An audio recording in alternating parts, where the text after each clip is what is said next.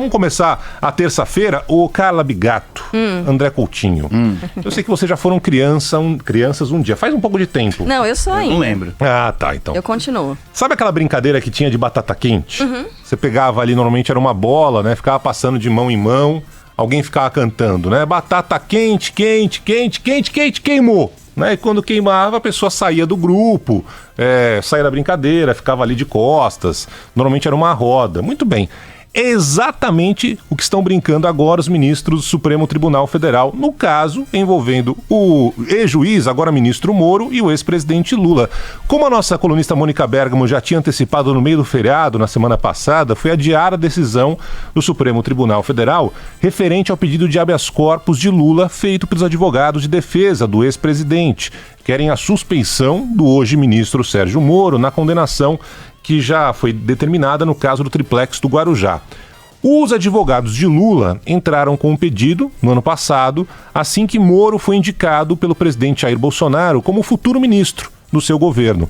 E agora acrescentaram ali aos autos os trechos das conversas de Moro com procuradores da Lava Jato que foram divulgados pelo The Intercept Brasil.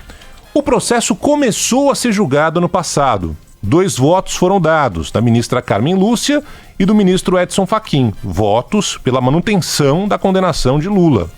E aí, ano passado, o ministro Gilmar Mendes pediu vista e o recurso saiu da pauta. Na semana passada, o Gilmar recolocou o processo para ser julgado.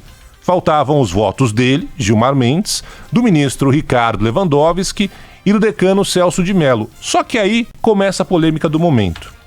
O julgamento do habeas corpus estava marcado para hoje, apareceu como o 12º item da pauta da segunda turma. E até ontem à noite estava ali conversando com a Mônica Bergamo, né? Ninguém do Supremo justificou por que esse caso foi colocado nessa posição, lá embaixo na lista, o que teoricamente teria sido feito pela ministra Carmen Lúcia, que hoje está assumindo a presidência da segunda turma do Supremo Tribunal Federal. Aparentemente, por não entender que haveria tempo suficiente para julgar o pedido, o ministro Gilmar Mendes decidiu então tirar o assunto da pauta de votação. Só que aí, no final da noite de ontem, a ministra Carmen Lúcia emitiu uma nota oficial de esclarecimento dizendo que não inclui nem exclui processos para a sessão de amanhã, no caso de hoje, e que todo processo com o paciente, como eles chamam, quem entra com pedido ali de habeas corpus, tem prioridade legal e regimental, especialmente quando já foi iniciado o julgamento, que é exatamente o caso do ex-presidente Lula. Ou seja, segundo o Gilmar Mendes, é a Carmen Lúcia que botou lá embaixo e não quis julgar. Segundo a Carmen Lúcia, é o Gilmar que não quis colocar hoje em discussão na segunda turma do Supremo Tribunal Federal. Eu fui atrás do nosso colunista, o Rodrigo Aidar, do quadro Com a Devida Vênia, sabe tudo desse juridiquês, né? Que me explicou que essa ordem, primeiro, 12º, não impede um julgamento de um habeas corpus seja realizado, já que, de fato, um réu preso sempre tem a preferência. Resumindo, está estabelecida uma confusão geral, porque nem a Carmen Lúcia, nem o Gilmar Mendes querem assumir quem decidiu adiar esse julgamento do habeas corpus do ex-presidente Lula. E, para mim, esse é o ponto importante que a gente tem acompanhado há tempos no Supremo Tribunal Federal. Toda vez que está em pauta uma decisão polêmica. Nesse caso específico, está lá, de um lado do ringue, o ex-presidente Lula, que está preso. Do outro lado do ringue, o ex-juiz, hoje ministro, que apesar das recentes revelações de que extrapolou o seu papel como magistrado, ainda goza de enorme apoio popular e é um dos pilares do atual governo do outro lado do ringue. Por isso, seja qual for a decisão do Supremo Tribunal Federal, vai ser uma decisão impopular, seja de um lado, desagradando uma parte, seja do outro. Se o ministro votar para que o Lula seja solto, ou que a pena seja revista, vão apontar o dedo, olha lá o ministro, onde já se viu, comunista, vai para Cuba. Se, por outro lado, o ministro apoiar a decisão inicial do Moro, da mesma forma será acusado de não ser imparcial. Só que essa é justamente a função de um ministro do Supremo Tribunal Federal, tomar uma decisão de acordo com aquilo que está escrito na Constituição. Mas tem que decidir, seja contra ou a favor o Moro, seja contra ou a favor o Lula. Só que a gente está se acostumando a ver nas últimas decisões polêmicas um empurrar com a barriga. É a história da batata quente. Eu não quero decidir, então eu vou lá e peço vista. Há algumas semanas, o presidente da República, Jair Bolsonaro, falou em colocar no Supremo Tribunal Federal um ministro evangélico para que ele pedisse vista e o processo, até então que estava sendo discutido, né, sobre a criminalização da homofobia, ficasse ali parado, estagnado no Supremo. E é desse jeitão Bolsonaro mesmo de falar que ele explicou muito bem o que a gente está vendo agora na Suprema Corte do país. O assunto é polêmico, vai lá e pede vista. Senta no processo, deixa pra lá. E não pode ser assim. A gente pode ir atrás de tantas outras decisões que até agora não foram tomadas. Quantos adiamentos, por exemplo, a gente já viu na votação sobre a descriminalização da maconha?